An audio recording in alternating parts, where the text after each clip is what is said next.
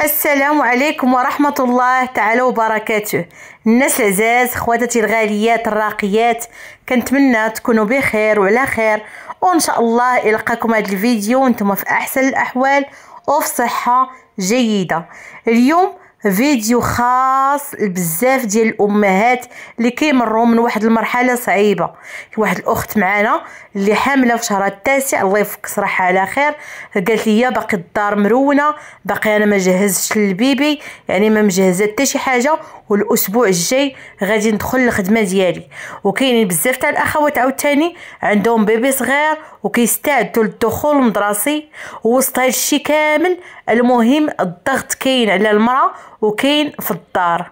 انا جيت اليوم باش نعطيكم خطه عمليه وبسيطه بلا صداع الراس كيفاش ننظموا وقتنا ونجهزوا الاساسيات ونلقاو التوازن بين البيت والبيبي والمدرسه.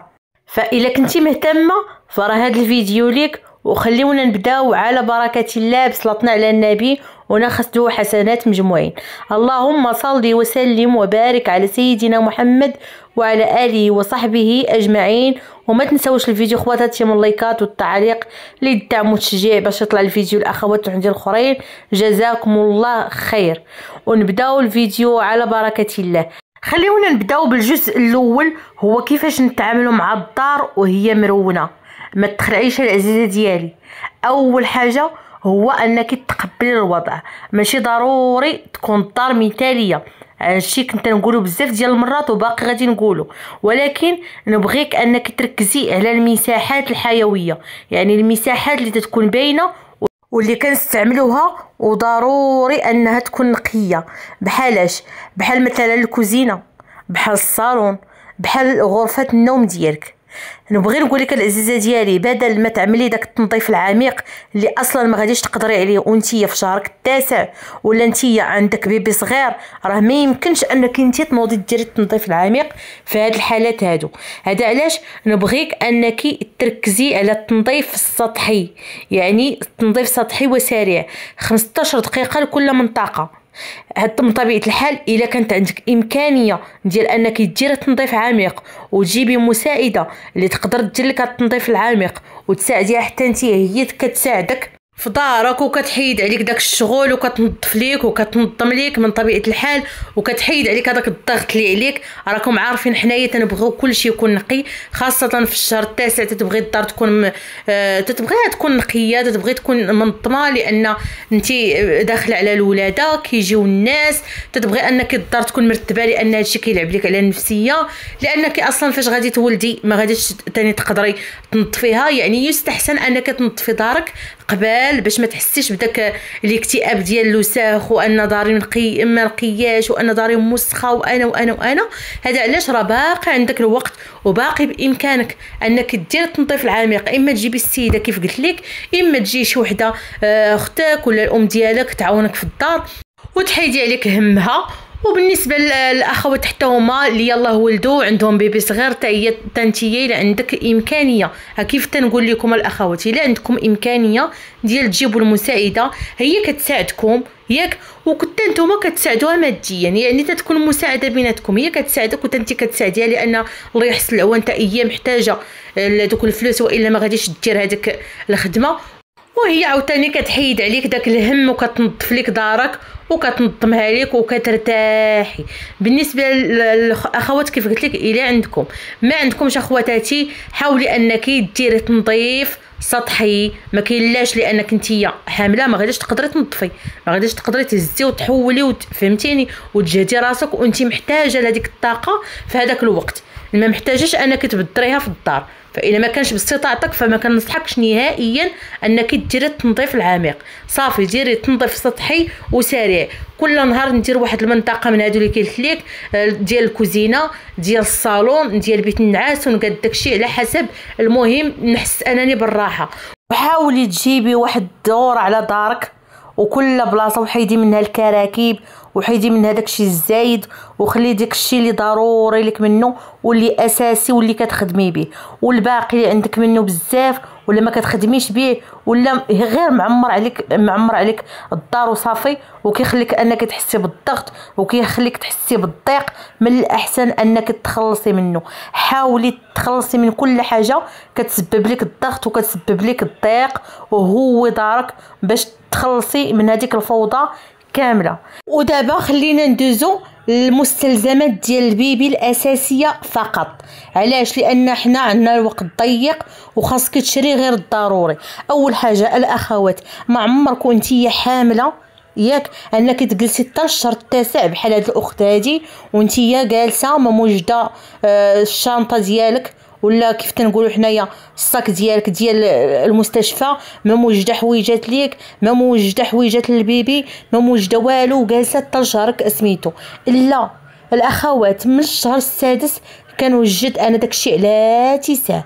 بحال هكا تتبغيو تعرفوا اشنا هو النوع تاع الجنس واللي عندي، واش بنيه ولا وليد، صافي كنعرف شنو عندي، كنجمع الشنطه ديالي، كنجمع الحويجات ديالي، راكم عارفين اش غادي تحتاجوا، كنجمع المستلزمات ديال البيبي حتى هي كنوجدها على تيساع. وهداك الشيء كنحطو وكنحيدو عليا قبل ما تنجلسش حتى للشهر التاسع. عاد انا بغيت ندير كلشي، عاد انا بغيت نوجد، عاد انايا بغيت نطيب، عاد انايا بغيت ننظم ونظف الدار، عاد انا تلقاي راسك انك مضغوطه وما دايره حتى شي حاجه من هذاك الشيء كامل. كل شيء نديرو على تيساع، كل شيء نديرو على تيساع. وحتى دابا بالنسبه لهاد الاخت اللي في شهر التاسع ماشي مشكل العزيزه ديالي، دابا حاولي انك تشري داك الشيء اللي ضروري. يعني نشد انايا ديك الشنطه ديالي ولا اشنو بغيتي انتيا ولا الشاكوش ديالي وندير فيه بيجامات اللي غادي نحتاج. بالنسبه لي انا كأم غادي نحتاج البيجامات، غادي نحط واحد جوج بيجامات بعدا قطنيين، غادي نحتاج الملابس الداخليه اللي ضروري دي منهم الزايد. هاد الملابس الداخليه حتى الا ديتي منهم اكثر من جوج فراه غادي يكون احسن. فهمتينا اش بغيت نوصل لك؟ وغادي تجيب فيطات ديال النظافه اللي غادي تحتاجيهم نتيا، غادي تحتاجيهم حتى للبيبي. بالنسبه للبيبي غديري شي 3 ولا 4 ديال البيجامات قطنيه ضروري، من 3 حتى 4.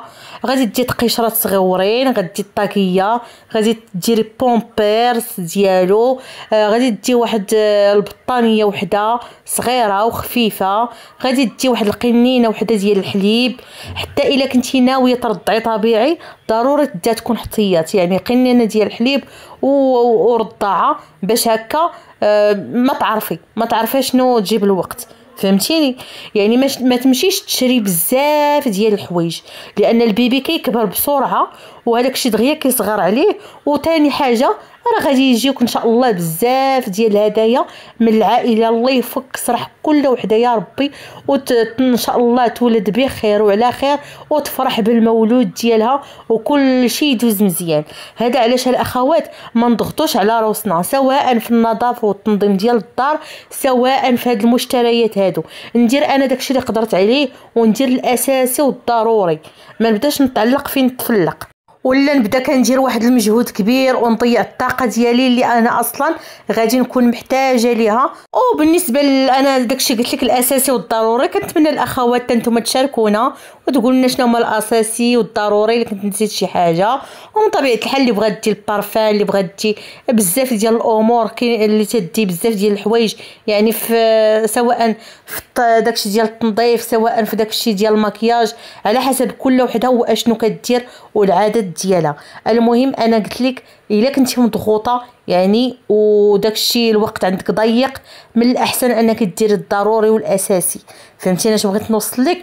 بالنسبه للاخوات عاوتاني اللي عندهم البيبي صغيور كتلقايها كتضل كتجري، فينا هو ليكوش جيب ليكوش، فينا هي البارفان ديالو، فينا هي المشطه ديالها، فينا هي الرضاعه، فينا هي السكاته، فينا هي الفوطه، وكتبقى تضل تجري في الدار وتقلب وكل شيء مضر شي هنا شي هنا. حاول انك دير واحد المنظم، سواء شبيكه سواء سويك سواء اي حاجه، سواء بواطه، اي حاجه عندك اي حاجه عندك وتجمعي فيها داكشي كله اللي كتحتاجي وتخليه قريب منك. شي شبيكه ديري فيها مثلا ليكوش، ديري فيها الفيطه، ديري فيها السكاته الا كنتي كتستعمليها، ديري فيها الرضاعه، الحليب، لي لانجيت، العويدات القطن ديال الودنين، المقص ديال الاظافر، كاع داكشي اللي كتحتاجي. تقدري ديري كاع جوج تبديلات، تحطي جوج تبديلات حداك يكونوا قراب منك، ما فيها حتى شي باس، فهمتيني. المهم دير هذاك المنظم وتجمعي لك اختي هذاك الصداع، وباش ما اي حاجه بغيتيها تلقايها حداك وقريبه منك، وما تتبقيش نتيا مضغوطه وهي كتجري ومرونه ومقلوبه، فهمتيني اش بغيت نوصل لك.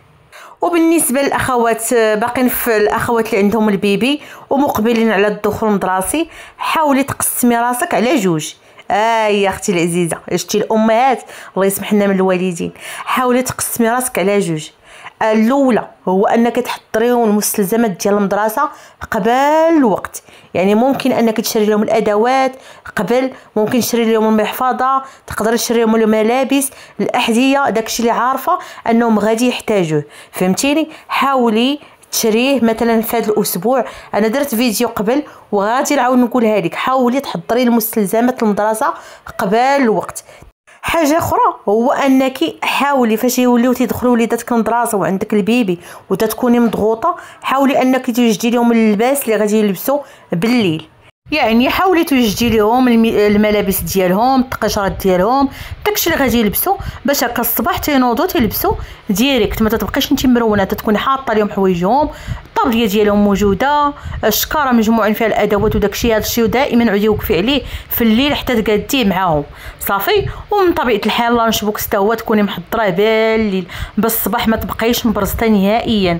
ودخلي الوليدات في المسؤوليه، اللي يقدر يطوي اللي يقدر يجمع السرير ديالو خليه يجمع السرير ديالو ويرتبوا المحفظه ديالهم هما، وإلا ما داروش داكشي مثالي راه المهم كيعاونوك، فهمتي. ما تبقيش تسعي دائما المثاليه وتبغيهم يديروا داكشي على حقه وطريقه، المهم كوميم راه تيتحركوا معاك وتيعاونوك شويه صافي. بالنسبه للاكل غادي نجيو للاكل اللي حتى هو كيسبب واحد التبرزيت بزاف بالنسبه للامهات اللي عندهم البيبي اللي تيكونوا عاملات ومدروكات. ما تكبريهاش على راسك، ما تكبريهاش على راسك العزيزه ديالي، عودي ركزي على الوجبات السهله والسريعه. طاجين بسيط بالخضيره ديالو، طاوه ديال الحوت ولا لاطه ديال الحوت بالخضيره ديال في الفران.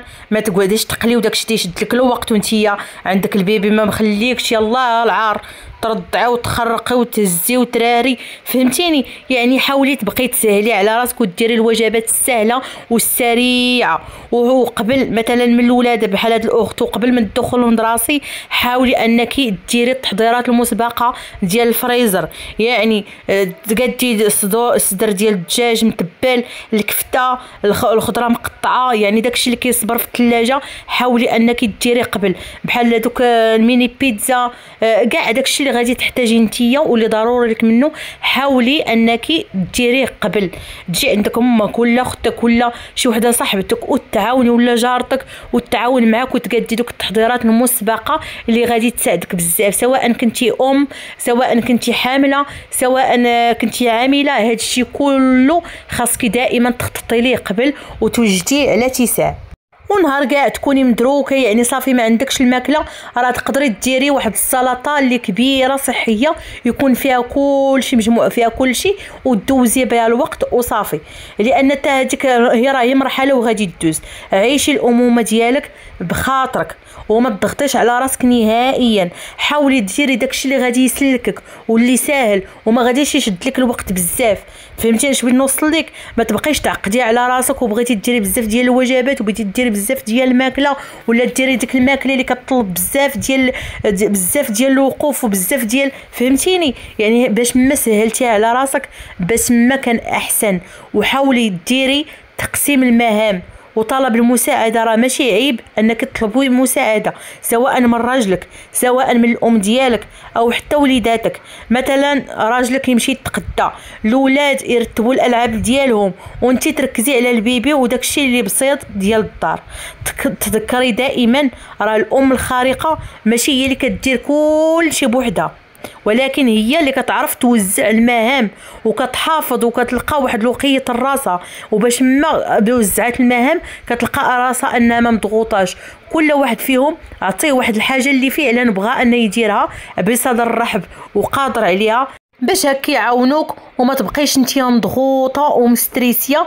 بالعكس يهزو معاك تا هما الحمل واخا غير شويه. اي حاجه نقصوها عليك ثقي بيا، اي حاجه نقصوها عليك راها في الصالح ديالك.